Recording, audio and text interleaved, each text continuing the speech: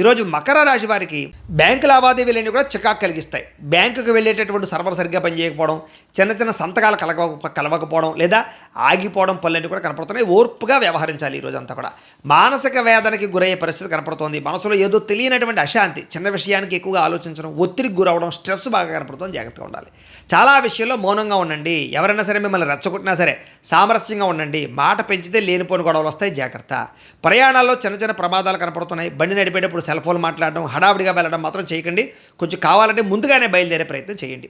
వృత్తి వ్యాపారాల్లో అనుకున్నంత యోగ్యత కనపడటం లేదు. కష్టానికి తగ్గ ఫలితం కనిపించడం లేదు. ఆశించిన మేర లాభాలు అయితే కనపడటం లేదు. భూ వివాదాలు ఏర్పడే పరిస్థితి కనపడుతోంది.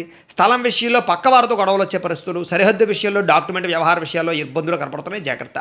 కుటుంబ సభ్యులతో విరోధాలు కనపడుతున్నాయి. ఇంట్లో చిన్న మాటకే మనస్పర్ధలు రావడం, అన్నదమ్ములు లేదా బంధువులతో వాదనకి గురవడం కనపడుతోంది. తెలియని వ్యక్తులతో వ్యాపారాలు చేయడం వల్ల, తెలియని వ్యక్తులకు డబ్బులు ఇవ్వడం వల్ల నమ్మక ద్రోహాలు కనపడుతున్నాయి. చిన్న చిన్న అనారోగ్య సమస్యలు వేధించడం, ముఖ్యంగా సీజనల్ వ్యాధులు అంటే జలుబు, దగ్గు, ఒళ్ళు నొప్పులు ఇలాంటివి మిమ్మల్ని ఇబ్బంది పెడతాయి. కాబట్టి నిర్లక్ష్యం చేయకుండా డాక్టర్ గారిని ఖచ్చితంగా చూపించుకోండి. బంగారం, వెండి వస్తువులు, తాళాలు, డాక్యుమెంట్లు, డబ్బులు, మొబైల్ ఫోన్లు ఇలాంటివన్నీ కూడా ఎక్కడైనా వదిలేయడం కానీ, మర్చిపోవడం కానీ, పోవడం కానీ, దొంగతనాలు జరగడం కానీ జరిగే అవకాశం ఉంది. జాగ్రత్త.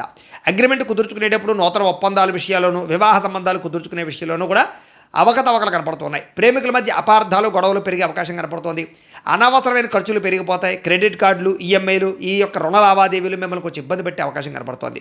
కుటుంబ సభ్యులతో చిన్న చిన్న వివాదాలు, మనస్తాపం కనపడుతోంది. సమయానికి నిద్రాహారాలు లేకపోవడం, విద్యార్థులు చెడు వ్యసనాలకు లోనవడం, ఉద్యోగస్తులకి డ్యూటీ టైమింగ్ కన్నా ఎక్కువ ఓవర్ టైం చేయవలసి రావడము, స్త్రీలకి భర్తతో విభేదాలు, వ్యాపారస్తులకి స్వల్ప లాభాలు కనపడుతున్నాయి. దత్తాత్రేయ స్వామి అంటే మీకు ఇష్టమైతే కనుక ఇక్కడ ఒకసారి లైక్ చేయండి. అలాగే రేపటి రాశి వల్ల కూడా మీకు రావాలన్నట్లయితే కనుక సబ్స్క్రైబ్ చేసుకోండి. అలాగే ఇక్కడ కనపడుతున్నటువంటి ఈ లింక్ మీద మీరు క్లిక్ చేసినట్లయితే మీకు ఈరోజు ఇంట్లో దత్తాత్రేయ స్వామి వారికి పూజ ఎలా చేసుకోవాలో వీడియో వస్తుంది.